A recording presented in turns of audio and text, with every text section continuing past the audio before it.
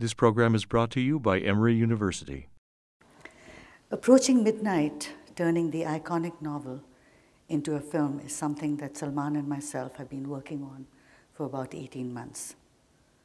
Salman has written the screenplay, and it's a most excellent screenplay.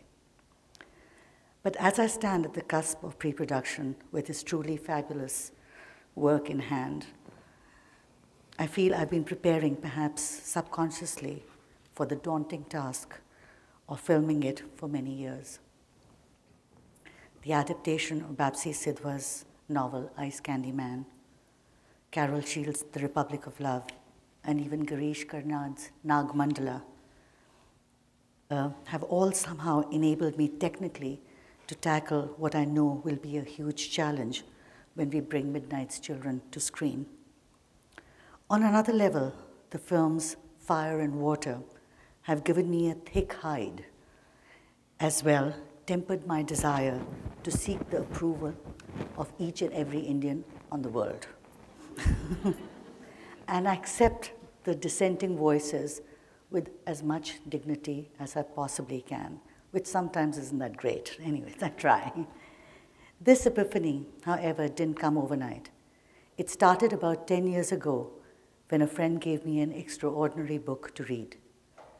This book has informed, influenced much of my work and has a large role to play in getting me to this point in my career, where I can have the temerity to even turn Salman's excellent novel into a film and his most excellent screenplay. This is really daunting. My creative Bible, if you will, is the iconic Hindu text, the Natya Shastra. The 5,000-year-old canonical detailed text on the performing arts encompasses every aspect of theater, dance, and music. And its references extend not only to contemplation and to the arts themselves, but also to the philosophy behind them. However, it's not only in the content of the Natya Shastra. I find that the Natya Shastra is fascinating. It's also how they originated. And this I find absolutely fascinating. After the four Vedas were written, which are the canonical texts for Hinduism, and they'd been recorded for posterity, the story goes that the lords were sort of resting on their laurels and really sort of patting themselves for having, recorded the Vedas and sort of enjoying themselves. And suddenly, after a few thousand sort of karmic years, Brahma said, "I'm getting really bored." So Shiva and Vishnu said, "What's going on?" And he said, somehow the world's become arid. It's become very dry. There's no humor. There's too much complacency. What we need is manoranjan, entertainment. That is missing. So perhaps we should we should have a text written about entertainment, because without entertainment, it's not a very interesting world. Luckily, the gods agreed.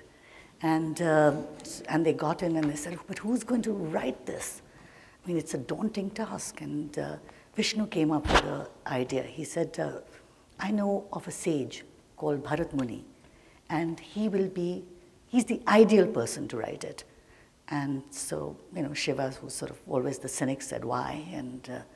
And Vishnu said, "Because he has 100 sons and 100 daughter-in-laws and thousands of grandkids." I mean, I must note here that there's no mention of a spouse in this story. But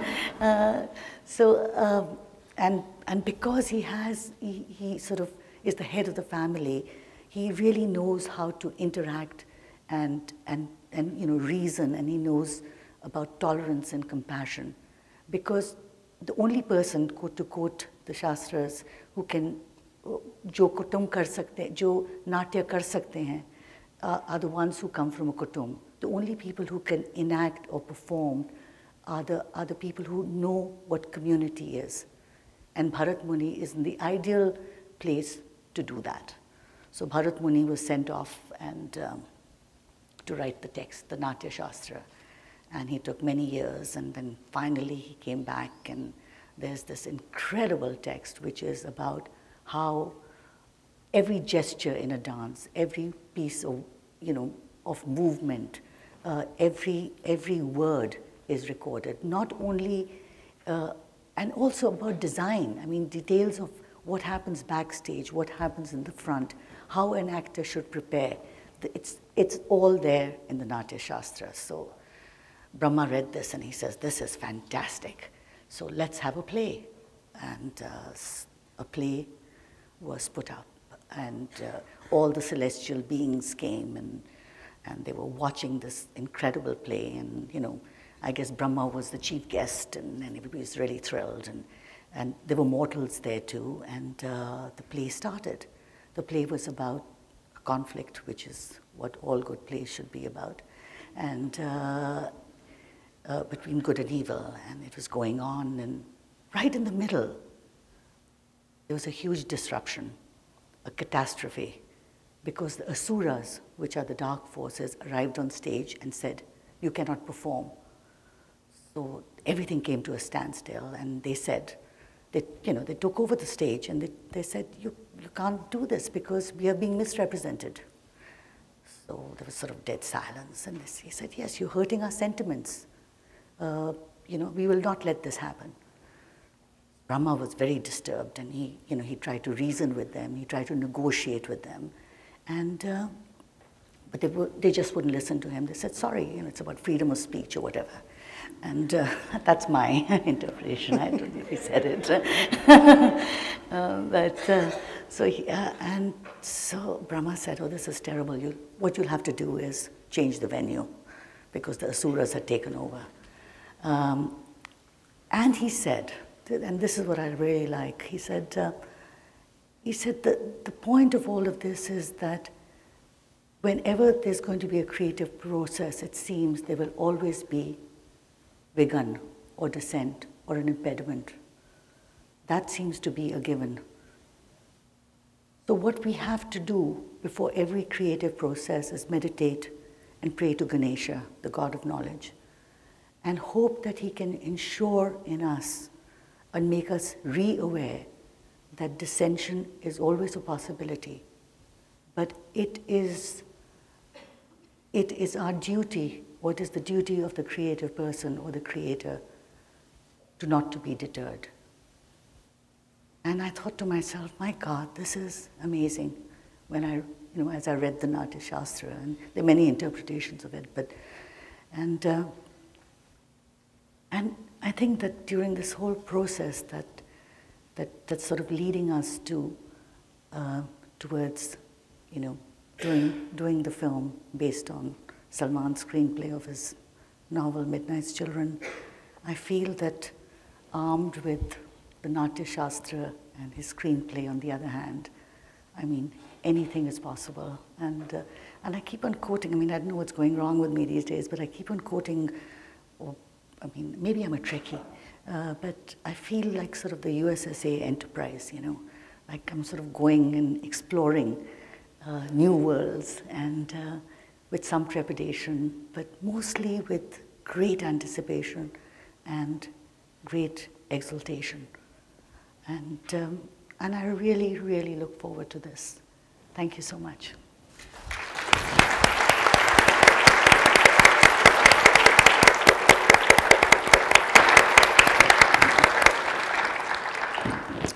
Thank you so much, Deepa. I think that information about where you ground your film theory has probably come as news to a lot of us. And I'd like to ask you a little more about the Natya Shastra. So what's going to happen, the title of this event is Approaching Midnight, but if it's all right with you, I'm going to approach midnight a little slowly. So we'll start at, say, 9 or 10 p.m. So I want to get to midnight and see what has been happening in terms of Deepa's makeup, her previous work that leads her to this point to make that selection. So with regard to Natya Shastra, how does what you've read there translate into what you actually do when you say, or before you say, action?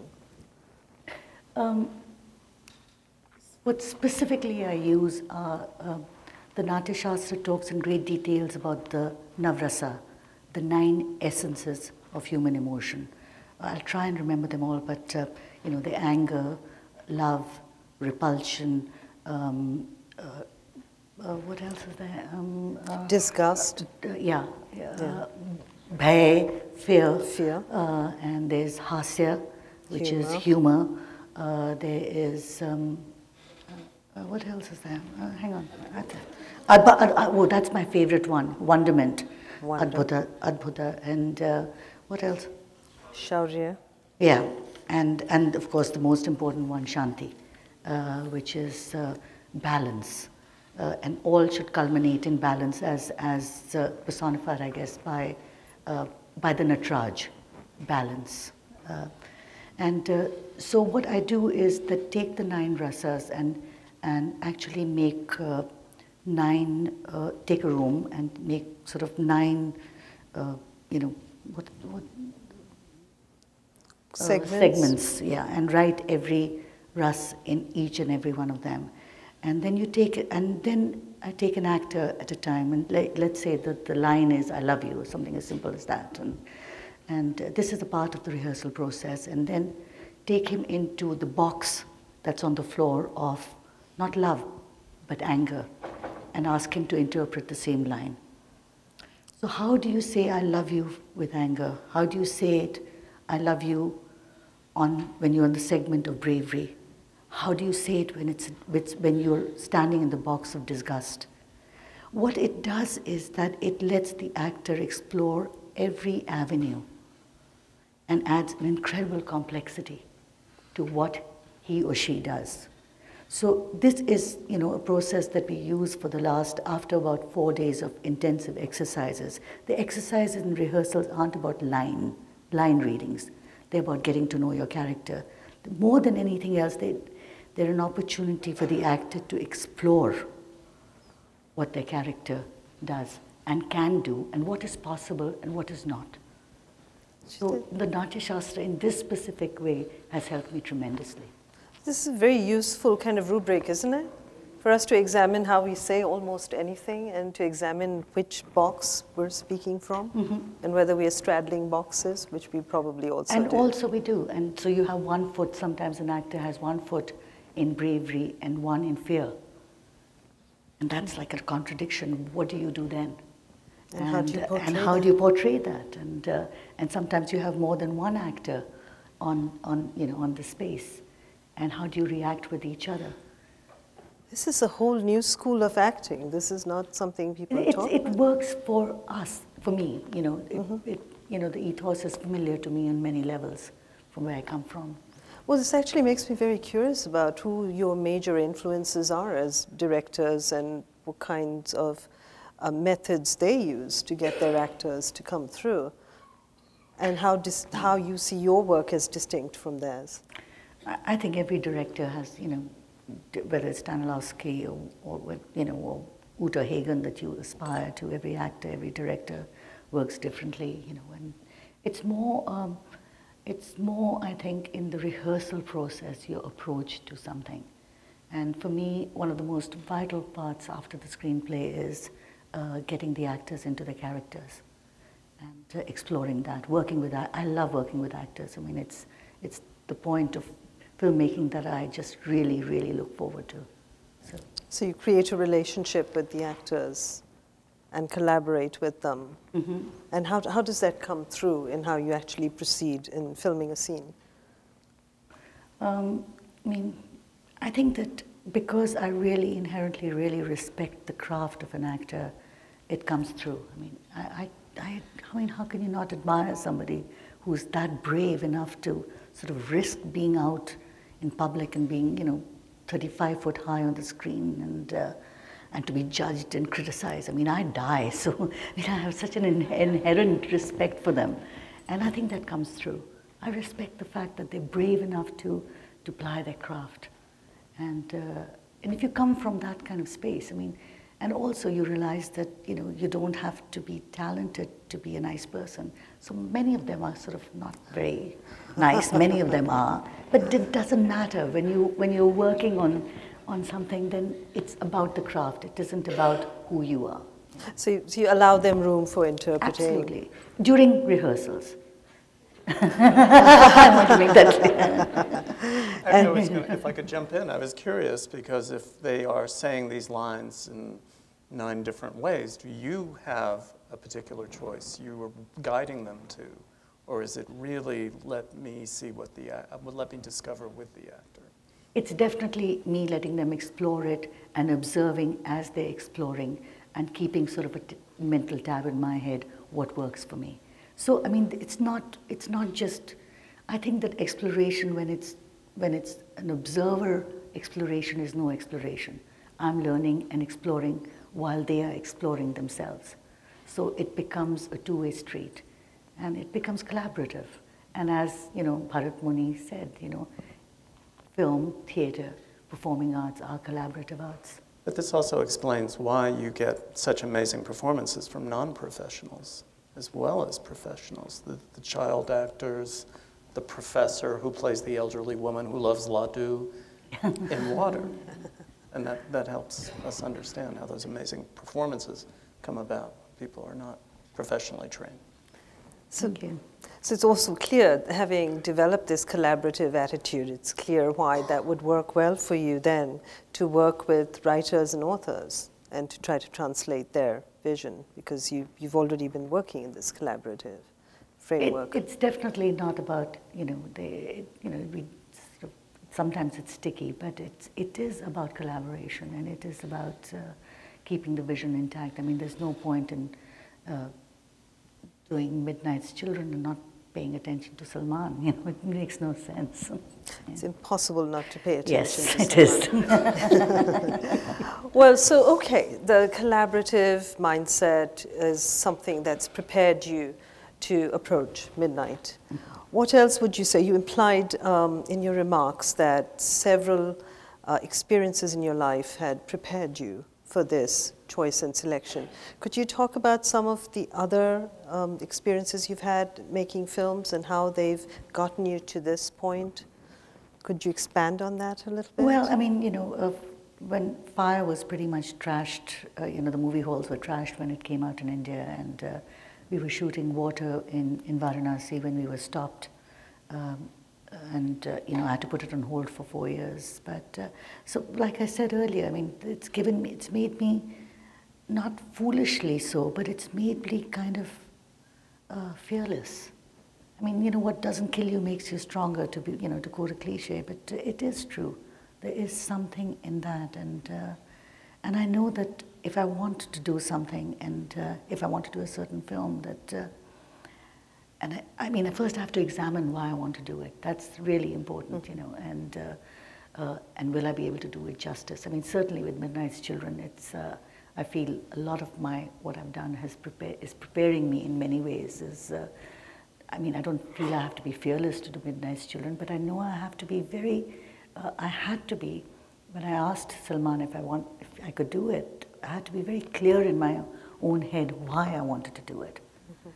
And, you know, was it because I wanted to show the world that I was fearless, or was it because, you know, all the negative things that surround it? And I think that, I don't know, it was very important to know that the only reason I wanted to do it is because I thought it was a great yarn.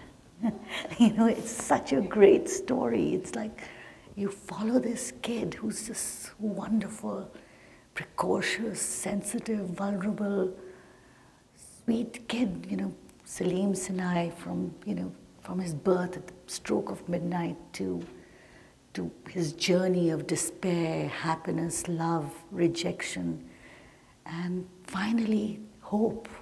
That's why I love Midnight's Children, because it's a screenplay that Salman's written, and which is finally about hope. And it's so beautiful that that's the only reason. And that had to be the only reason to want to do it. That's a wonderful thing to hear. The other wonderful thing is to hear about the child protagonist and the particular perspective that you get from that, because a lot of your films have child protagonists. Earth? Yeah, that's true, yeah. Salim is, you know, about the third act, he sort of grows up, and but there is a large part of half the film, wouldn't you say, where he is, you know, young and 9 and 10, and it's a great age. I mean, you know, and I think Satyajit Ray said it best when somebody asked him how he chose young child actors, and he said the only thing that matters to him is that they should want to do it with kids, and that's the only criteria. And in this case, the additional criteria for this child would be a honker of a nose. Yes, that's true. And have you found? We found the older Salim, who we're very happy with, and he has a perfect nose, but we have to go to prosthetics. You know? Well, so Salman wrote the screenplay, but you had input in the process. Could you describe that working relationship kind of generally? Yeah, absolutely. I mean, the way it started was, we were talking about it, and we said, you know, I knew that there was no way that I could write the screenplay. I just don't, and that Salman had to write it, and he didn't want to write it, so it was sort of negotiated, and that finally he says, okay, I'll do it, you know. But I remember going to his place in New York, and I'd read the book many times, and he'd sort of revisited it also, and I had my own list of what I thought the thematic arc of the screenplay should be, and he had his own list. Mine was handwritten, his was neatly typed. And we sat across his desk, and we sort of started talking about our lists. He talked about his list, I talked about mine, and we found out that they were identical. It was like one of those, yeah, this is meant to be. You know, I'm sort of very superstitious and stupid. I said, yes, this is a sign from the gods. and it was great. And, you know, I was supposed to be there for a week, but after 2 days, it was, you know, I just felt that, and Salman said, go, I'll be fine, it'll be okay. And then, you know, now here we are.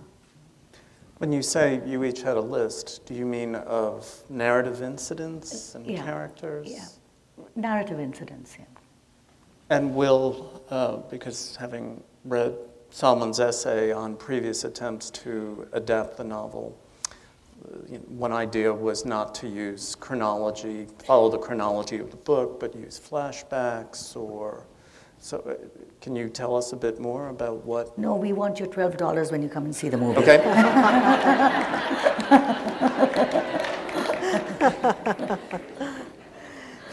Can you tell us if you were... I have no more questions, actually. Sorry, go ahead. Yeah, can you tell us if you were in agreement about which scenes and which characters you could say goodbye to? Yes, mostly. I mean, and it got to a point where it had to really, you know, become very, very sparse, and that was tough. I mean, it was tough for Salman, but that's why I like working with him. Is that he said, "Oh God," you know, he was in shock, and I was in shock, but it was something that we knew we had to do, and he had to do, and so he took the leap, and he did it. Mm-hmm. And you've had to do that and before. And then I was shocked when I saw it, and I really missed it. So it's been, you know, back and forth, really. You've done that before with Earth, the Ice Candy Man. Yeah. There's this radical departure for the climactic point. 1/3 of the novel isn't there in the screenplay. I don't think that Salman would be very happy with that, no. No, but it just, you know, but perhaps he understood at that point that it, as far as Ice Candy Man was concerned, and adaptation into Earth was that those of you who've seen Earth is that after Aya gets kidnapped, there's a whole, there's about 3 chapters which are very beautiful in the book about what happens to her, but in the film would have been really anticlimactic, and luckily Babsi, who's a lovely person, understood that. Well, and that's also consistent with the fact that the film is told from the child's point of view, and the child doesn't know. That's so right, when yeah. she's taken away, we rejoin her grown up talking about her regrets. Okay, let me try this from a different angle. Obviously, one of the issues, and again, it came up in previous attempts when they were trying to make a 5-part series for the BBC. And one of the directors, I think it was the director who'd worked on Jules and the Crown, had this issue about the physicality of, in that case, TV, but also film, the physicality, the sort of naturalism, a style that's preferred in TV, and also is characteristic of many of your films, in part, not in whole. So I'm wondering about what Western readers see as the fantastical elements of the novel, and how, if you are comfortable talking about it, you see visualizing those components of the novel that seem some of the absurd events or what seem like magical events, and how you can stage and shoot that and integrate it. No, definitely. I mean, the magical elements of Midnight's Children are definitely there in the screenplay, and but they aren't sort of front row and center. The way they aren't even there in the book. I mean, the book, starts getting into it when you start getting into Midnight's Children. But the screenplay is also chronological in the sense that it starts with Salim's grandfather, and and then goes on the way it does in the book. So the definitely. grandfather stays? Yes. Okay, Okay. The perforated sheep. Yes, I think the grandfather has to say, and it would be hearsay, my God. But the fantastic elements are there, yeah. And how are we going to start, how, we'll put it down is, how to shoot it is now what's going to happen. We got the screenplay about 2 weeks ago, and now I have to start doing my work and breaking it apart and doing it. I want to ask another question about visualization, because your films make very deliberate use of color, and they're almost dominant color schemes. In each of you could identify the colors which dominate in different films. Earth, for instance, with earth tones and red. Oh, tell us more about that, and can you tell us the color of Midnight's Children? No, not as yet. I mean, I think I'll sort of read it, but I just know that the way I would like to shoot it is, to start off, I mean, it just feels that it should look like The Leopard. I mean, it's big, it's epic, it's, I love Visconti's Leopard, it's just, it's these lovely, long, wide shots that are classic. And as the film progresses, I mean, I feel that at some point, it would be wonderful to get into, I don't see anything handheld, because I find that's so today, and it's so frenetic. But definitely, I mean, I find that the lenses get tighter and tighter and tighter, and then there's spurts of when we get into the magic of them getting wide again. So it's the constriction and the opening. I mean, and I don't know if this is making much sense to anybody, but it's sort of the amalgamation of sort of the classical, camera or the lens, as well as the more restrained lyrical lens of Ray, and of Mizoguchi Zugetsu, where I feel that the way he dealt with magic is just perfect, because it's classic and it's not showy, and that's the way I would like to deal with magic in Midnight's Children. You're also a fan of Luis Buñuel, yes? Yes, and I the am. surrealism Yes, of absolutely. that, and Yeah. the uncertainty of whether something that one sees on camera is actually happening or is being projected by the characters. Yeah. Getsu is a wonderful example. Somehow Getsu comes to mind, not even, I mean, however much I love Buñuel, you know. But it's funny you say that you don't want handheld camera work because you use it so well. And I think in Water, when Chuya bites the boss widow's foot and then runs around the ashram and everybody's total chaos, or where the puppy gets loose out on the streets of the city. Because there, the other shots have been very stately and using not static, but using a tripod, very steady. But here you get a sense of the liberation of this young girl and her spirit and how she's turning things upside down. So, but it's interesting, Matthew, actually we shot most of the stuff with the little dog on tracks. really? Yeah. But it's very quickly cut. But that's so because it's not, I did want to use a steady cam, but the cameraman tripped and the camera broke, and we were in Sri Lanka and we couldn't get a replacement, so that's another thing. Wonderful. I'm just going to say that I see chutney green as one of the colors. I'm sure you do. Yes, that's a good one, yeah. And there's saffron, obviously. Yes. So the one thing I want to ask about, if I may, Matthew, Please. what's the ratio of Bollywood to Hollywood elements as you plan it for Midnight's Children? I don't know. I don't know if it's Bollywood. I mean, I love movies and I love popular cinema. I mean, I really like, some of Bollywood. It's quite fun. But I think when the family arrives in Bombay, there is that sort of, and I think Salman's written it in the script itself, there's a sort of swell, quote unquote, of filmy music. So it's there too. And it's a film set in Bombay. Exactly, it has to yeah. And the drama and the kids swapped and birth. And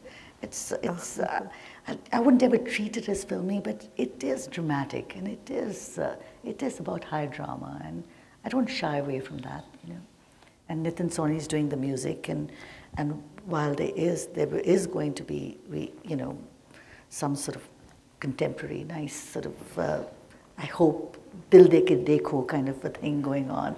There is still, there's fairs, a lot of fairs in the film, and so it's going to be a bit of that. That's going to be background music? Background music. Nobody's singing. No, so Jamila's do singing. we have Jamila singing? Jamila's singing. Fairs, yeah. So lots of music as usual. Yeah. So, and will there be dancing? No, nobody's dancing. The time has gone by so quickly, and we want to have time for people to ask questions. So I think. So we'll invite audience members to ask questions, but if you will bear in mind, that the event is being taped. So if you would also make your questions and short and not speeches, that would be great. And at times we may club 2 or 3 questions together so Deepa can sort of think about things together. Would you please come up to the mic where the gentleman is standing? Could you address the role of hope in addressing the trauma of partition, especially in film and the arts? Could you repeat the question? How can film and the arts address the trauma of partition and nationalism? I try to do it in Earth. There's no easy solution, and I think that the question you ask, is as relevant about Rwanda or Palestine and Israel as it is about the partition of India into India and Pakistan. But I think that all film can do is talk about the horror of that kind of sectarian war, how nobody is a winner, how disrespectful it is to all humanity. And I like to quote something that Bapsi Sidhwa said in the back jacket of a book, which she said that all wars are fought on women's bodies. So if we remember all of that, perhaps the next time we want to engage and show our muscles, we will think twice. All you can do is depict it. That's it. Thank you. So that's a theme that will come up with Midnight's Children as well. If you could take a small constitutional and get yourself to the mic.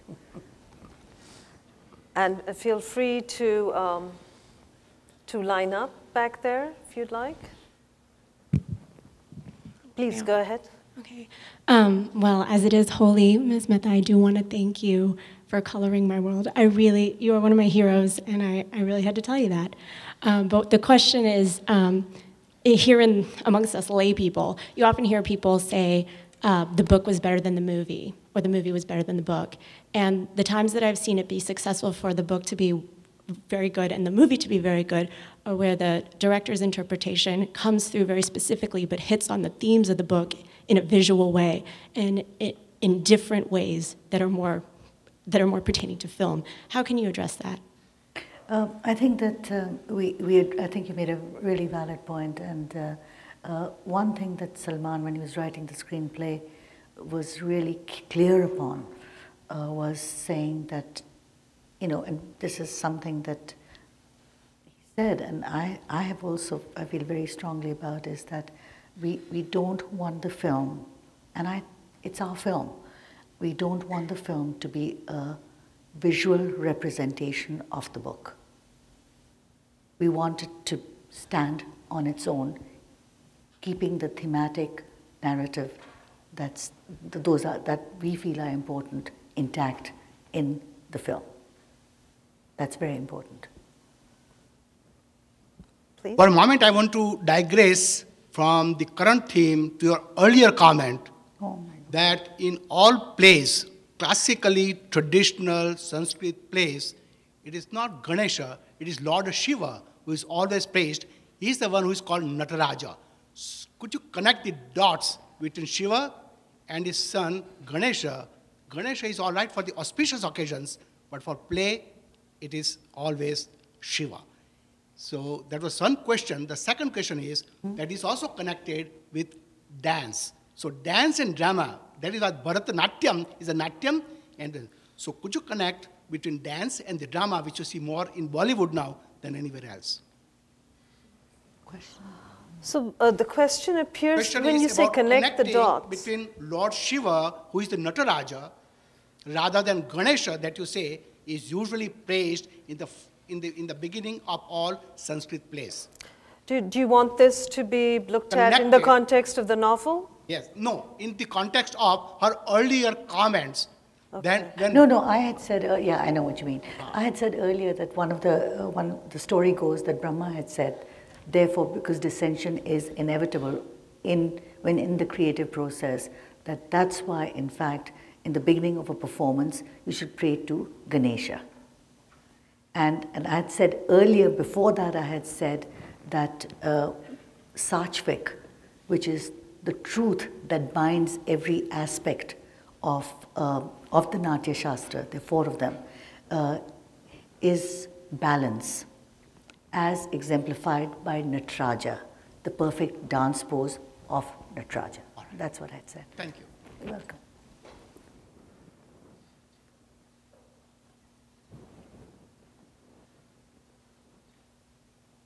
I do have 2 questions, and both of them probably relate to music. You talked about how you work with your artists and to get them into character and to understand that. How do you work with your music director? 1. 2, how does that connect up with how Natya Shastra seems to work as an inspiration for you in a framework for how you see the performance arts? Can I answer the second one first? Any way you like it. Okay. I think that even the way the Natya Shastras talk about the use of music and in a dance form or during a performance is to use it to push the narrative forward, and that's the way I like to think that I like to use music too, as well as especially when they're lyrics involved. They really do help push the narrative forward, very economically and very beautifully and really visually. The way I work with my music composer, I worked with Ar Rahman on fire, earth, and water, and it depends on the composer. I mean, he works only at nights, so it was kind of tough. I had to sleep during the day, but you know, you'd come there, and he's very Sufi-like, and you'd come to his place, and then there'd be all these other directors waiting to get into the studio to work with him on their films. So, I mean, at one point, I remember there was Shekhar Kapoor, there was Ram Gopal Varma, there was Mani Ratnam, and there was myself, all sitting outside having endless cups of tea while Ar Rahman was with another director inside. So then we'd get like about a couple of hours with him. But the focus, once we got, I like to speak about myself, is got in his studio was amazing. So whether it was from 2 to 5 in the morning, or whether it was from 12 to 3, depending on where his headspace was, the intensity would be enormous. He never read the script. He wanted 2 pages of the outline of what the film was about. And the way I tell him, and I'd never heard this till I went there, was, what is the song situation? So that's the new thing that I learned. So I had to explain what the song situation was, what the situation for the song was. And, and I'd say, this is what I feel.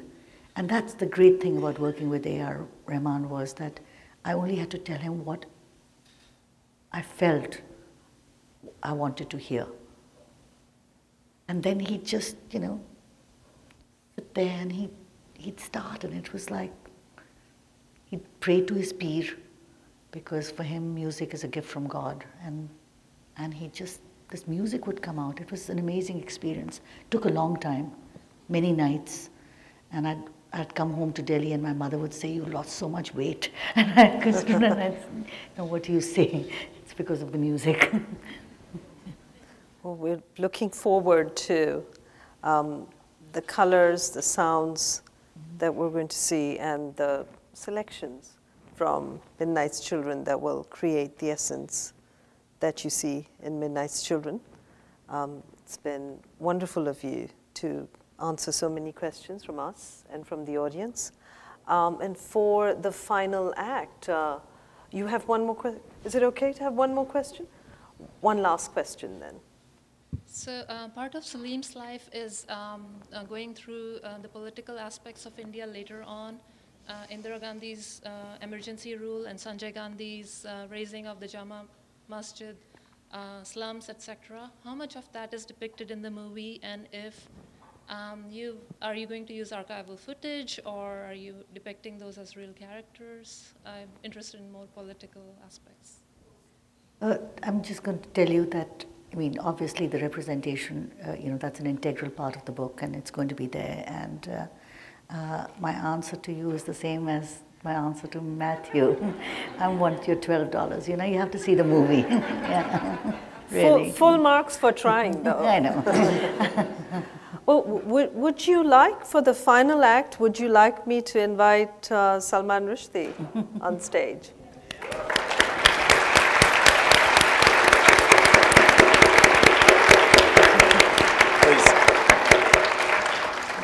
I have one question for Salman. About to sit down. Why Deepa Mehta? It was very easy, really. We were having dinner and she asked me. It was that simple. I mean, it's as simple. There have been, one of the things I think about this is that there have been previous attempts to make it, and in which one of the things that was wrong with those attempts is that I think the team was wrong. You were saying, Matthew, about the BBC attempt. I mean, Tristram Powell, who made Jewel in the Crown, etc., and who was the director appointed, is a very good director, but his instincts are very different. You know, his instincts, I felt at some way they were at odds with the kind of story that it is.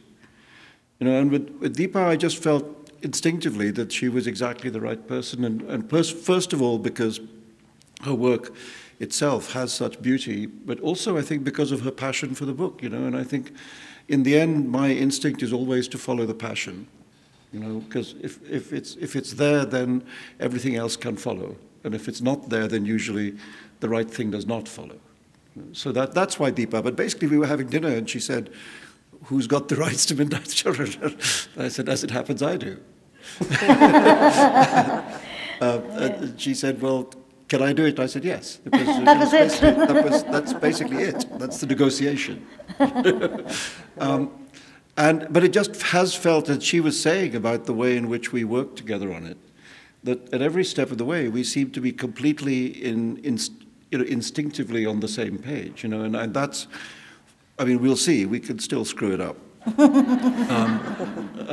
I mean, the first way you can screw up a movie is to get the script wrong, you know, and we may be just past that stage, so hopefully we've not done that. There's still many other ways. If you could cast the wrong people, that screws up the film. You could shoot it badly, you could cut it wrong, you know, so maybe we've just crossed the first hurdle. But I did feel, at least I feel very strongly that the one thing I know is that we're trying to make the same film. Very important. I mean, sometimes you feel that people are at odds about the kind of movie they're trying to make. And I think that's the best thing for me about this has been that we're obviously trying to make the same movie. And I've never heard her say before about The Leopard and Ugetsu. And fortunately, those are two of my all-time favorite films. Oh, thank God. Actually, I do think, for instance, the use of the ghost in Ugetsu Monogatari, you know, it's so subtly done that it feels naturalistic. Yeah. You know, the ghost feels like a real person. Mm-hmm. And that's exactly what I would want. I don't want a fairy tale. Mm-hmm. No. What else? How did she persuade you? And one other question. A year ago, when you and I were talking, you said, I have no idea how I'm going to adapt Midnight's Children. Yeah. So I'm just wondering, well, what was Deepa's argument that finally persuaded you to do it, and what for you was the key to being able to write the screenplay? Well, Deepa is very persuasive. You know, there's that. I'm quite tough to persuade, but she's very persuasive. But in the end, I came to think that I had to do it. Since this is the film industry, a part of the reason for that is commercial. You know, how else do you get the money for the film? But also I thought that I could be disrespectful towards the text in a way that nobody else can be. That's true. You know, other people would be, I felt, crippled by respect. You know, and whatever the adaptation was, it had to be free. You know, and you had to make very radical decisions. You had to say, you know, this may be okay on the printed page, but it's not going to be okay in a movie, and you have to just goodbye, you know, out. And I felt that I was able to do that. I could say, you know, we cut that, change that round, do that like this, you know, instead of having that scene over there, we have it over here.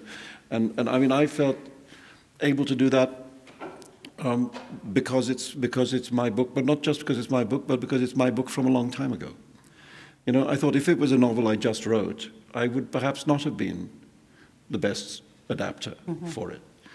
But, you know, when Midnight's Children started, when I started writing it, I was, what, I don't know, not even 30 years old. I mean, I was like 28 or something. And when the book came out, I was 33. You know, I mean, now I'm 62. I mean, it's a long time. So that distance helped. It helped me to revisit it. But I'm never doing it again.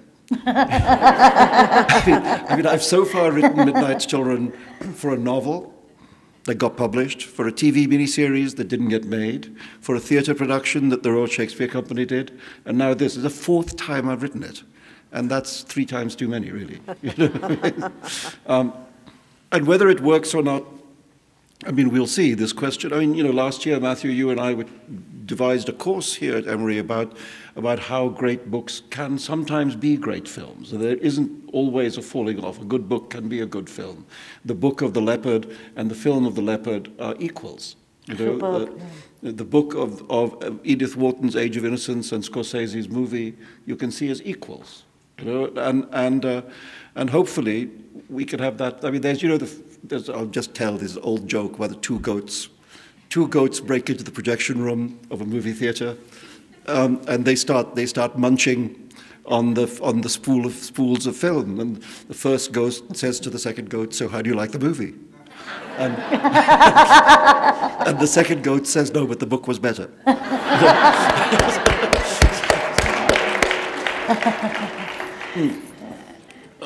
So, yeah. I hope maybe the goats will like the movie this time. But yeah, I have to add something that my father, who's a film distributor, always said to me, was that the two things you never know about. One is when you're going to die, and the other is how a film's going to do. So, you know, we just hope for the best, do our best, that's all. I mean, so far so good is what I can say, I think, you know. Knock on wood. And the screenplay has gone through, I mean, as Deepa says, we've been doing it for a while now, and it's gone through a lot of changes from that first day that she mentioned when we sat there with our list of scenes that we felt had to be in the film. Well, quite a lot of them are not. You know, is in fact, because, I mean, the first go at the screenplay was much too long. You know, I mean, it was much too long for anything that could be a feature film. It was over 200 pages. And to get from that down to an ordinary length, I mean, it's still going to be a long film, but to get to the kind of within the boundaries of what one can do as a film, that's taken over a year, and some very tough, painful things. But you know, what it made both of us do is to really focus on what is the essence of the story. You know, what is the story you have to tell without which it's not Midnight's Children. You know, and what can you strip away from that story without losing the essence? You know, and I mean, that's really been the guiding light. Well, we can't wait to find out what the essence of the film is. And would you join us in thanking Deepa Mehta and Salman and wishing them the very best with the film? Thank you very much.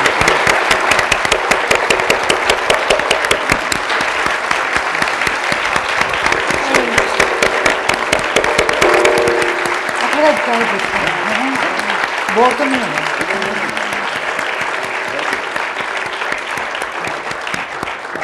And we are all taking a blood oath that we're going to pay the $12. Let's hope it's made within a time frame that it's still $12 and no more. Please join us for the reception. Please join us. Thank you. That was very nice of you to come up. Appreciate that. The preceding program